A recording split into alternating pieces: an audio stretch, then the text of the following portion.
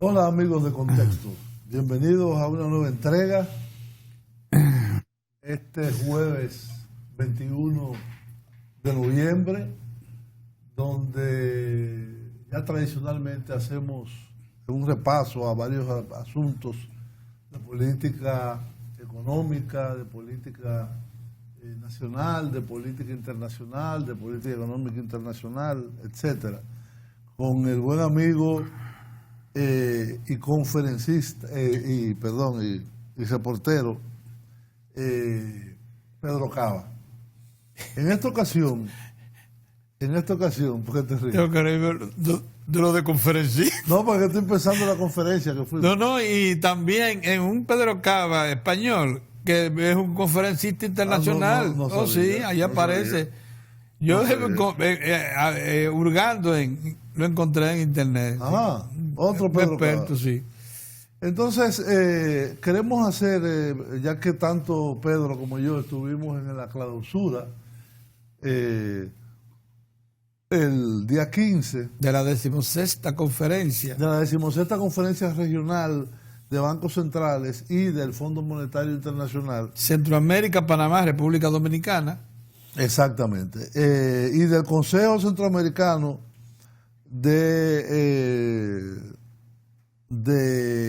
Monetario y financiero. Centroamericano Monetario, la cual Esa es la realizó a 287ª reunión. Increíble. Porque se reúne cada 6 meses. No solamente por eso, es que viene del 62. La gente no se imagina lo viejo que es ese organismo. Sí, comenzó con el mercado común centroamericano. Comenzó con el mercado común. Ha tenido sus altas y sus bajas. Viejísima. Muy antigua. Mira, si el comportamiento de Centroamérica en lo político fuera tan estable como sí, ha pero ha sido tenido alta y baja.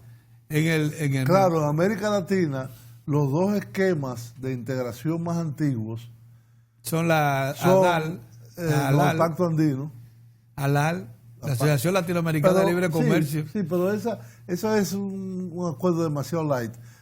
Acuerdo de integración fue el Pacto Andino. Sí, a finales de los 60. Sí. Y el mercado común centroamericano, que fue a inicios de los 60. El 62 específicamente. 62, 63, por ahí. Sí, por ahí. Entonces, en esta ocasión, desde que la República Dominicana se integró al SICA, al Sistema de Integración Centroamericana, y antes inclusive ya veníamos dando pasos del país, integrándose como miembro regional del Banco Centroamericano de Integración Económica. De hecho, algunas obras importantes se están financiando con recursos del BCIE, como es el caso de la presa de Montegrande, o una parte de su financiamiento. La mayor parte. También formamos partes de otros organismos, como este caso, el Consejo Monetario Centroamericano. Y en esta ocasión, el anfitrión fue la República Dominicana, una conferencia que se hace para mayor placer de los participantes en Punta Cana. Así es. En el área de hotelera del este. Y el anfitrión fue el Banco Central de la República Dominicana. Participaron personas de muy alto nivel, como fue el señor Alejandro Werner, que es el director del Departamento del Hemisferio Occidental del Fondo Monetario Internacional, Mitsuhiro Furusawa, que es subdirector gerente, es decir, uno de los 3 subdirectores que hay en el que Fondo si se Monetario. muere o no, él tiene un área. Desactiva. No, él tiene un área asignada. No, él tiene un área asignada. Y él, entre otras áreas, tiene el hemisferio occidental. Evidentemente, el gobernador Héctor Valdés Albizu, el ministro de Hacienda Ronald Guerrero, la señora Patricia Alonso, que creo es del Consejo Monetario, y aquí evidentemente se pasa revista a las actividades de los bancos centrales, se hace una conferencia regional donde se invitan otros destacados actores. Cuando tú dices regional, latinoamericana más amplia.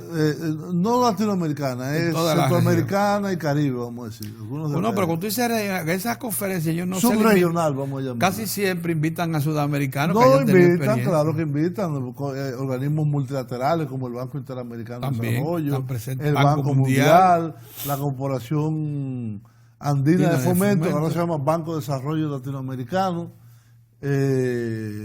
y otras entidades financieras por el estilo. En esta conferencia, el gobernador Valdés resaltó la difícil coyuntura internacional y mostró preocupación sobre los retos en materia de desigualdad y su incidencia sobre la estabilidad social y política, el impacto del cambio climático y los riesgos de la ciberseguridad como algunos aspectos. Pero el centro de la conferencia lo fue la situación fiscal y la situación de los países regionales ante los retos de fortalecimiento o de consolidación, como le llama el Fondo Monetario, en el terreno fiscal. Ahí estuvimos, Pedro también asistió como invitado, estaban todos los superintendentes de bancos, habían académicos, oficiales, funcionarios gubernamentales del área fiscal también, y creo que sería importante que hagamos una exposición a los televidentes para que entiendan la trascendencia de esta reunión. Como hubo una rueda de prensa informativa por parte del gobernador del Banco Central, acompañado del señor Alejandro Werner y de otros funcionarios. Y el gobernador del Banco Central de El Salvador. Que él le cae la presidencia, que es el presidente del Consejo semestral. Ahí se trataron varios temas que realmente examinan la problemática económica y social también de América Latina, porque fue una visión de global la que se alcanzó a ver ahí, aprovechando la presencia fundamentalmente del señor Werner, que es el responsable. Y de Furusawa. Sí, bien. Furusawa es el jefe de Werner. Sí. El gobernador dio una información, incluso escrita, para que y él realmente la amplió verbalmente, pero de la apertura que él dejó abierta para preguntas, salieron a relucir algunas cosas que no estaban contenidas en el informe. Pero siempre pasa.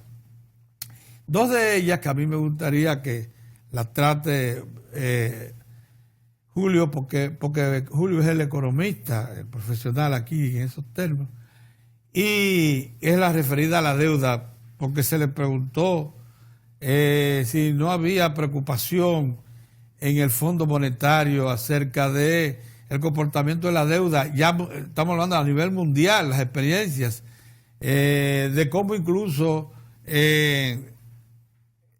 países como China tenía ya una presencia activa en la región, y las preocupaciones que se están teniendo en la tesorería y en el gobierno mismo de los Estados Unidos, pero fundamentalmente de la calidad de la deuda que hoy se contrata.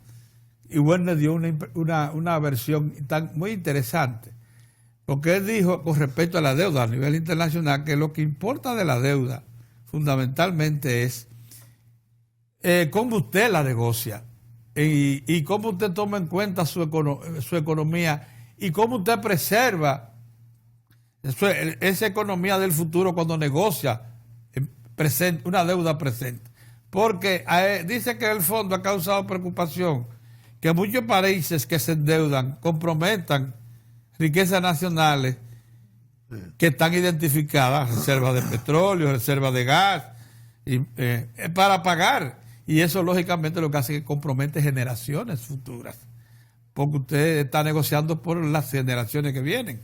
Dice, además compromete también el repago, porque si usted está tomando préstamos con vistas a lo que usted en el futuro va a vender. Y si eso se desaparece como una materia prima básica, ponga usted los derivados del petróleo, con esos desarrollos que vienen por ahí del uso de la electricidad ya como energético importante.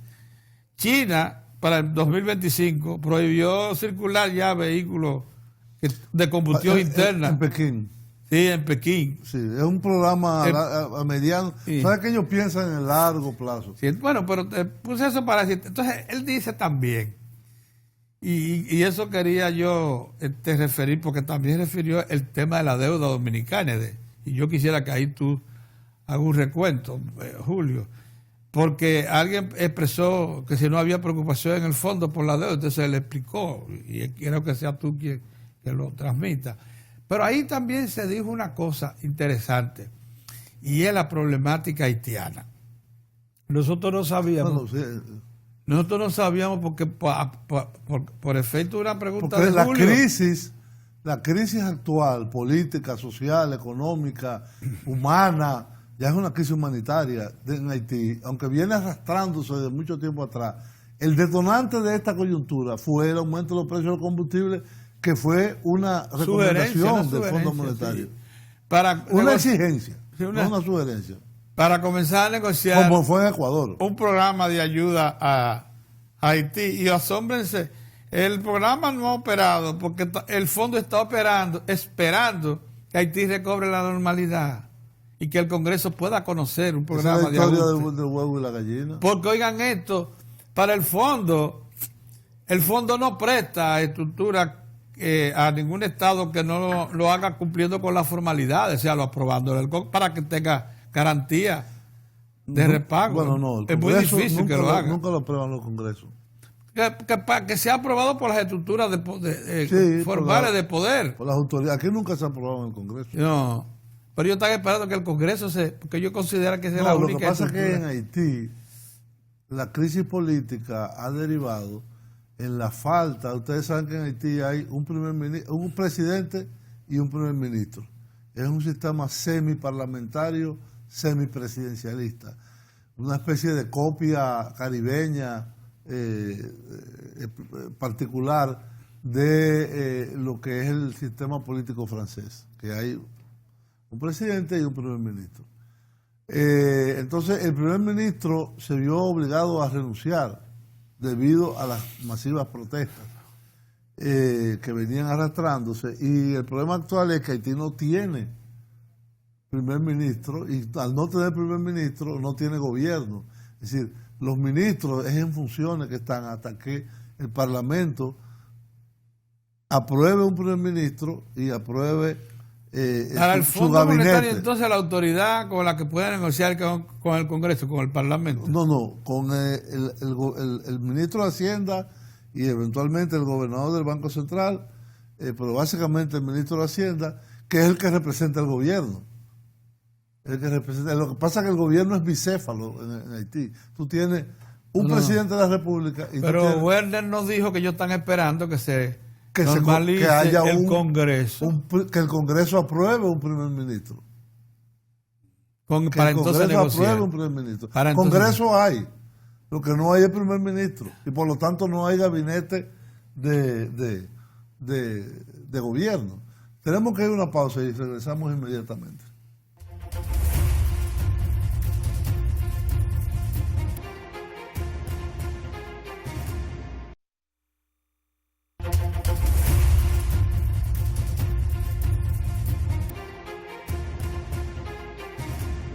Decía yo, Julio, que el señor Werner, en representación del Fondo Monetario Internacional, en esa reunión que reportábamos acerca de la 16ª reunión de gobernadores, autoridades monetarias y financieras de Centroamérica, Panamá y República Dominicana, que él también dio una respuesta sobre la deuda que yo creo que nosotros debemos conocer, porque esa es la visión del fondo con respecto a la deuda dominicana. Resúmela, por favor, la visión que expresó Werner en esa reunión. Bueno, hay muchos nubarrones que se ciernen sobre la economía mundial. Y evidentemente la organización con más recursos humanos, estadísticos, de seguimiento, sistemas de recepción de información a nivel internacional es el Fondo Monetario Internacional, sí, del claro. cual casi la totalidad de todos los países del mundo, quizá con la excepción de no sé, de Corea del Norte, no sé, yo creo que Cuba es miembro, pero que no participa, pero prácticamente la totalidad de todos los países son parte del FMI, y el fondo recibe todos los años y realiza una evaluación de las economías individuales y por lo tanto hace lo que se llama un Economic Outlook, que es una previsión económica para el año a venir o para un periodo determinado de 3 meses, 6 meses. Y aún más largo. O anual, y a veces más largo. Hay muchas instituciones a nivel internacional que están previendo una crisis financiera importante para el año 2020-2021. Dice, por ejemplo, una información que tengo frente a mí aquí, que la próxima crisis va a ser la peor en 50 años, según advierte el analista estrella del banco de inversiones más grande del mundo, que es JP Morgan.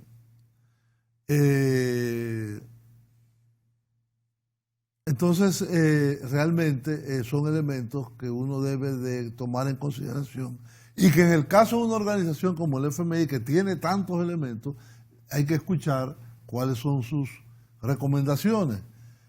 Recomendaciones para que en caso de que estalle esa crisis, que podría, entre otras, ser una crisis de la deuda, entre otras, la crisis del 2008, 2009, fue una crisis que estalló en los Estados Unidos de las deudas hipotecarias y el sistema financiero estuvo al peligro, al punto de colapsar y fue rescatado por el gobierno federal y por la Reserva Federal de los Estados Unidos. Entonces, nosotros debemos de tomar en consideración todos estos elementos. Según Alejandro Werner,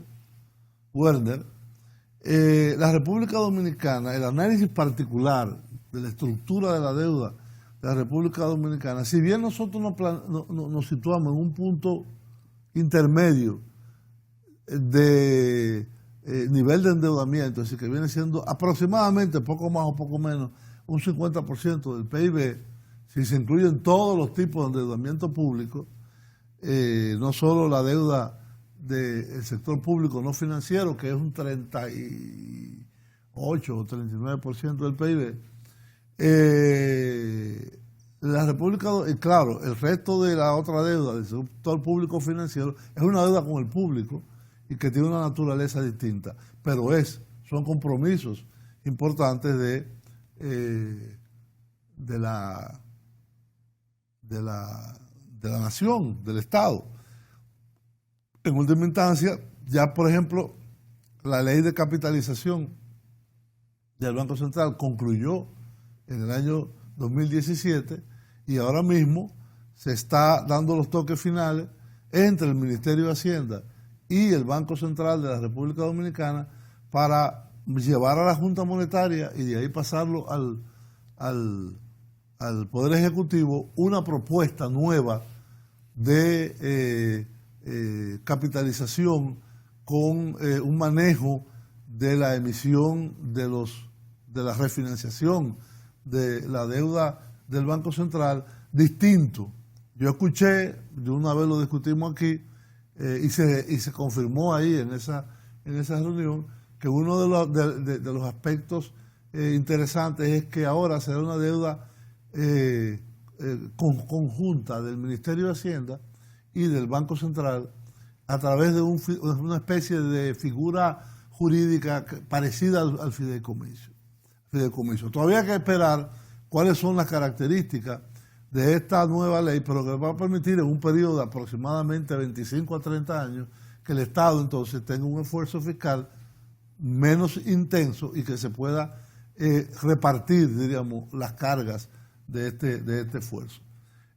Porque si no, es una pirámide que crece y crea muchas incertidumbres a nivel de los agentes económicos. ¿Sabes que Werner, junto con ese planteamiento y esa sanidad que él dice tiene la deuda dominicana, porque todavía está en una zona bastante sana, manejable, dijo él, sí. Hizo una aseveración acerca de cuándo una deuda se torna preocupante? Cuando la deuda entra, como te decía al inicio, en compromisos futuros que no son atribuibles a quienes, responsabilidad a quienes la están adoptando, que debe ser una deuda que usted la adopte sobre la base de lo que usted dispone, no de lo que va a tener en el futuro, ¿no? Pero yo creo... Pero hay una precisión. Es decir, hay una tendencia en algunos países, no de América Latina solamente, sino a nivel internacional, de que los estados reciben financiamientos y créditos para ejecución de proyectos o para su funcionamiento, como fuere, comprometiendo recursos naturales. Es decir, yo te presto esto, yo te hago esta obra, yo te proveo de tal cosa, y tú me garantizas ese repago con este recurso natural que tú tienes por un periodo de tanto tiempo. Y se estiman ahí precios y elementos que son muy técnicos. Lo que dijo el señor Werner es que ese es un tipo de endeudamiento que no es sano, que no es recomendable. Y ahí evidentemente hay una crítica subyacente a la política que ha seguido Venezuela, China, Ecuador, China. Con los recipientes, porque China reclama eso cuando negocia. No, China, a los países que tienen algún recurso natural que pueden intercambiarlo, le dicen, bueno, ¿qué tú quieres? Una carretera, 3 aeropuertos, 5 trenes, 10.000 millones para la deuda. Está bien, no hay problema. Lo que fuera, lo que tú quieras. Ok, tú me lo vas a repagar en 20 años. Pero yo quisiera. Pero tú me lo tienes que garantizar con petróleo. Con lo que sea que tú tengas. Con lo que tú tengas. Con un recurso natural. Cobre. Con un recurso natural. Agotable. No importa cuál. Sí. Por ejemplo, es muy raro que eso se garantice con un recurso natural agrícola, por ejemplo, con granos. No. Porque eso no es un recurso natural fijo que tú tienes, sino que es una producción que tú tienes que hacer. Entonces, yo creo que ahí implícitamente hubo como una advertencia, más que una crítica, una advertencia a ese tipo de prácticas, pero que la República Dominicana en este caso no lo puede. No ha negociado eso. No lo puede hacer, porque el Estado no es propietario. El Estado no es propietario. De ningún recurso natural. La otra cuestión que él dijo también es si la deuda es transable. Y él mencionó un asunto importante. ¿Tú sabías que una de las características de la deuda dominicana, particularmente la del Estado, la que está referida al Banco Central y al Ministerio de Hacienda, al Tesoro, es que los certificados que se emiten de deuda son negociables a precio facial, al precio que tienen en el mercado secundario. O a un premio. Incluso con premio. Un premio en algunos casos. Y en el mercado, y en la banca de segundo piso. Sí, a nivel internacional. Que de hecho, algunas de las emisiones de bonos que ha hecho el Ministerio de Hacienda en los mercados internacionales ha sido en pesos dominicanos, lo cual es para mí muy positivo. Muy positivo. Porque te quita el riesgo cambiario. Pero ahora estoy hablando de los certificados. ¿Tú sabes por qué hago hincapié en eso? ¿Del Banco Central? Sí, se negocian. Esos son en pesos. De los pesos se negocian aquí en el mercado secundario. Pero claro que sí. Y lo hacen muy con activo. Incluso pero además, así debe ser. Una siempre. cantidad apreciable de ellos ya están en manos del público. En una banca de segundo piso y en la bolsa, negociándose como si fuera y sin pérdidas faciales. Entonces, ¿qué te revela a ti? porque eso también advertía Werner, que la deuda dominicana es muy sólida.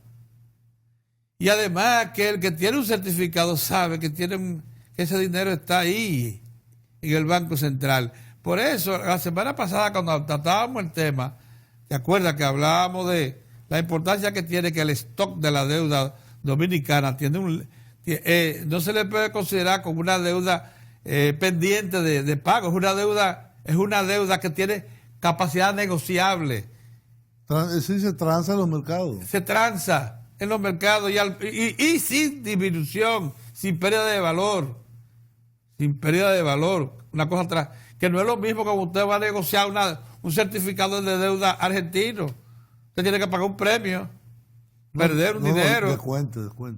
¿Un descuento? Si tú tienes un papel que vale 100, tú tienes que venderlo en un 92. Premiar que te lo compra. En 92. Sí. Bueno, es que Premiar la ganancia, aparte de la tasa de interés del que lo compra, ese es el descuento. Y a veces altísimo, hasta de un 50%. En el caso de los instrumentos financieros con alta liquidez, que es el caso de los instrumentos financieros dominicanos, que así están cotizados todavía en el mercado, tienen un premio.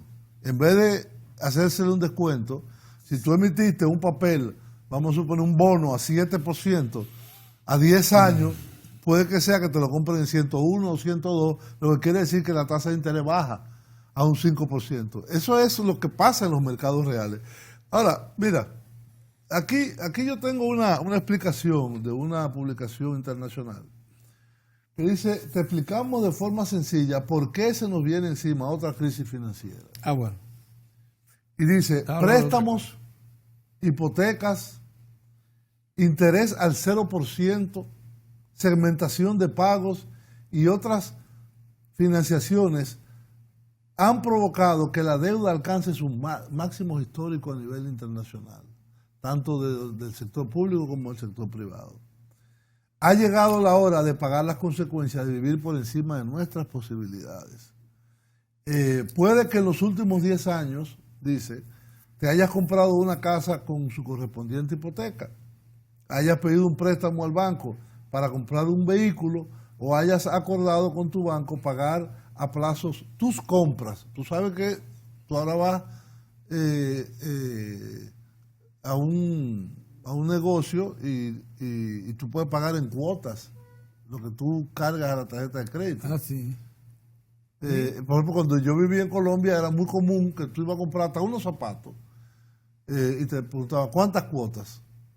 Tú le podías hacer 2, 3, 6, 12. Y eso se va a descontar de tu tarjeta. Entonces eso se convierte en una deuda, de una deuda de consumo.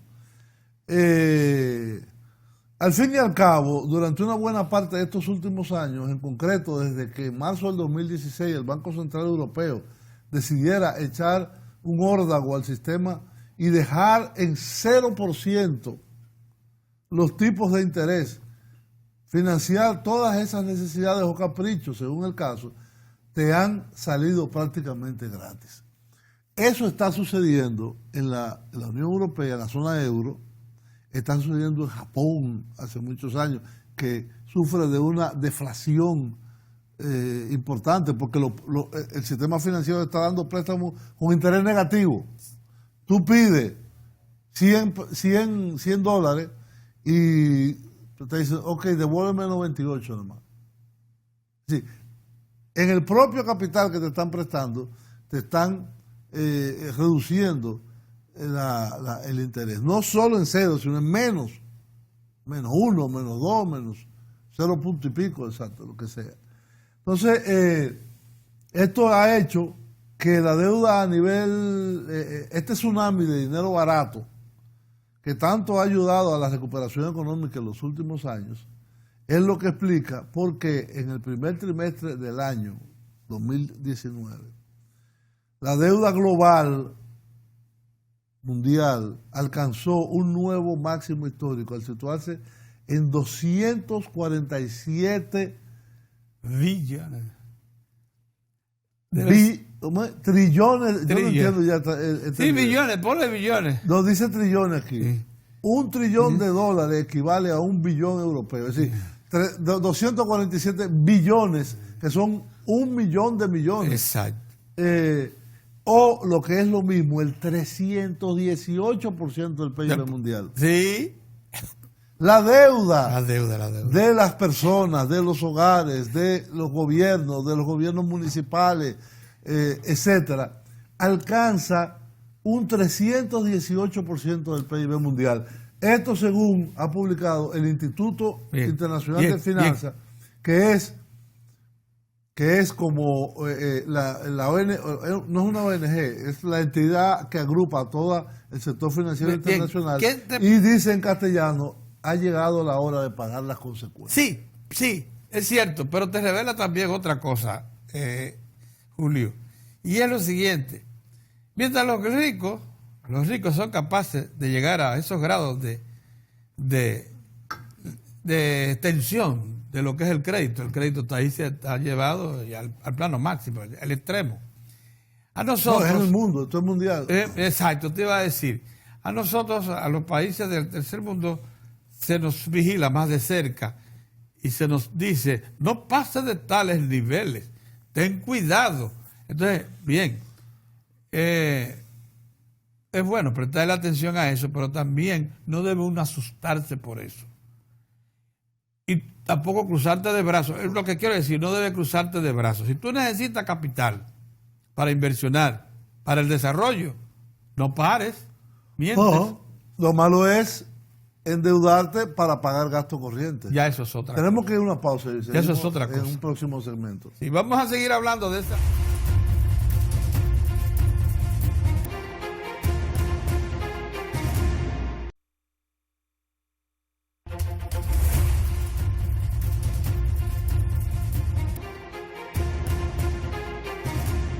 Otro tema muy actual que se trató en esa conferencia que mencionamos, a la que hemos querido sacarle provecho por las experiencias que se expusieron allí, es el referido a la dolarización y la experiencia acumulada en América Latina, Julio. Incluso confesaron los gobernadores que quisieron conocer la experiencia vivida de el caso del Banco Central peruano. Y chileno, y también una experiencia chilena. No, pero es que en la región hay un país. ¿Dos? Uno que es Salvador. Hay uno que siempre ha estado dolarizado, que es Ecuador hace tiempo.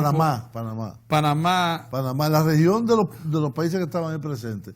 Y uno que hubo una dolarización relativamente reciente, que es El Salvador. El Salvador, que era siguiendo la experiencia vivida por Ecuador. Ajá. Pero ahí no se habló tanto de esa experiencia, sino de otra cosa. De cómo las deudas y reservas nacionales, el sistema interno, es conveniente que no esté dependiendo mucho de dolarizar los ahorros. De dolarizar los ahorros. Sí. Porque eso puede... Es una práctica terrible. Una de las razones por las que no se entiende que habiendo inyectado o habiendo dado un préstamo de 57 mil millones de dólares el FMI recientemente a Argentina, el más grande de su historia, eso se lo chupa como si fuera un espagueti el sistema argentino, porque la gente, su ahorro lo quiere en dólares, no solamente, pero no en los bancos, lo meten debajo de la cama o en un hoyo que hacen en la pared. Es decir, la gente guarda dólares físicos para su seguridad, porque no tienen confianza ni en el sistema bancario ni en la moneda nacional. Y eso sí es peligroso. Eso sí es peligroso. Y por eso el tema fue analizado con mucho detenimiento y se buscó testigos que han vivido experiencias recientes, como en el caso del Banco Central de Perú y también de Chile. ¿Por qué? Bueno, porque ¿qué es lo que recomienda el fondo? Y ahí entras tú, con respecto al manejo de la divisa y preservar la moneda nacional. Bueno, el fondo cuando se creó, es una cosa extraña. El fondo se crea en la conferencia de Bretton Woods, donde las potencias triunfantes en la Segunda Guerra Mundial, sobre todo occidentales, también estaba la Unión Soviética, pero ahí hubo después algunas diferencias, pero los aliados básicamente Estados Unidos de América y Gran Bretaña discuten cómo prevenir las grandes crisis que en la Primera Guerra Mundial y en la entreguerra entre los años 20 y 40, cómo prevenir las crisis a las cuales fue sometido el sistema económico internacional, guerra comercial, guerra de precios, guerra de monedas, etcétera, a fin de mantener una estabilidad que diera garantías a la humanidad, al sistema internacional, de que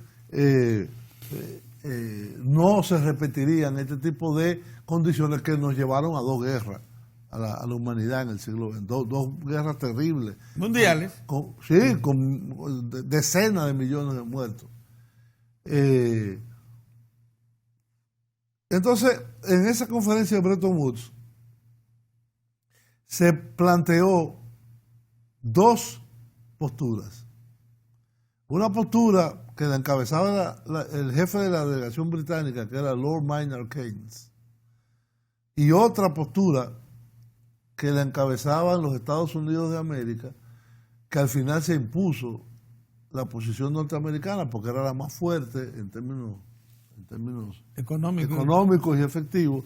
Estados Unidos representaba en ese momento el 50% del PIB mundial. Sí. El 50%, sí. La economía norteamericana.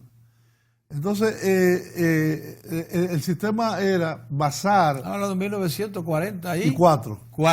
Sí, justo... un año antes de yo nacer. No, de tu nacer.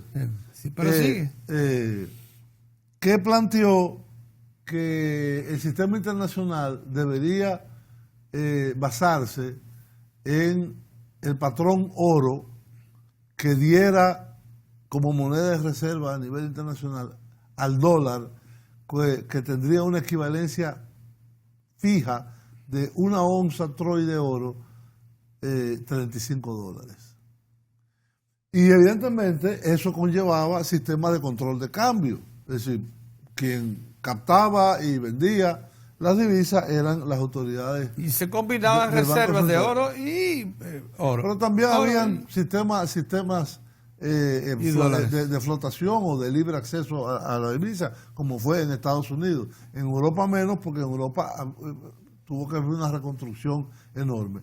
El sistema que planteó Keynes, que no es el caso ahora analizarlo, fue un sistema basado en los superávit o déficit comerciales de cada país y una moneda virtual mundial que se hubiera llamado el Bancor. Pero esa es otra cosa. Para no confundirnos. Entonces, el Fondo Monetario Internacional se creó para apoyar ese sistema de paridad fija del patrón oro a través del dólar de los Estados Unidos. Y por lo tanto, en su carta constitutiva, en el Fondo Monetario Internacional dice que se crea para mantener el sistema de paridad fija y de controles cambiarios a nivel internacional.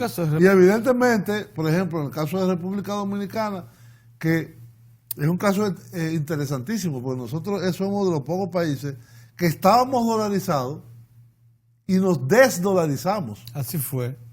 Cuando se crea el Banco la Central. Convención Dominico-Americana de 1907 prácticamente se obliga al país a eliminar su propia moneda y se consolida con la intervención militar, y la República Dominicana deja de tener su moneda propia, el peso, y pasa a tener el dólar como moneda. Hasta que se crea el Banco Central en 1940, hasta 1947, en que se funda por unas condiciones que también son de un análisis particular, por la fortaleza que tuvo la economía en esos años después de la Guerra Mundial, se funda el Banco Central de la República Dominicana. Y entonces, ¿qué hace el Estado dominicano en esos 6 meses a un año posterior a la fundación del Banco Central es que todos los dólares físicos yo te los voy a cambiar por la nueva moneda, que es el peso dominicano. Y la paridad se mantuvo por muchos años. No, oficialmente hasta el año 85. Sí, oficialmente. Sí. $1 un peso. $1 un peso. Y de acceso libre. Y extraoficialmente hasta el año 1969, cuando el doctor Joaquín Balaguer creó el llamado mercado de divisas propias. Y comenzó a aparecer, por eso todavía la gente dice la prima del dólar. La prima. ¿Por qué la prima? Porque una prima es una ganancia que tú tienes. Una pequeña, sí, una pequeña porción que tú le agregas a algo. Entonces, era una prima que era de 1, de 3, de 5 centavos por peso. Llegó a ser de 8 y en la medida en que el déficit en balanza de pago y en cuenta corriente nacional se incrementaba, en esa misma medida se verificaba atraso del Banco Central en cartas de crédito y cobranzas, que era la forma de pagar a los importadores su mercancía, y esos atrasos además se verificaban en un aumento de los dólares paralelos. Que eso repercute en la visión de hoy de la deuda. Entonces hoy el Fondo Monetario, después del triunfo de, vamos a llamarle entre comillas, la revolución neoliberal, sí, o los prolegómenos de esa revolución neoliberal, en el año 1972, el señor Richard Nixon, fue antes de la revolución neoliberal, decide en una locución que los Estados Unidos no van a seguir el patrón. Y abandona el patrón. Pero por una razón.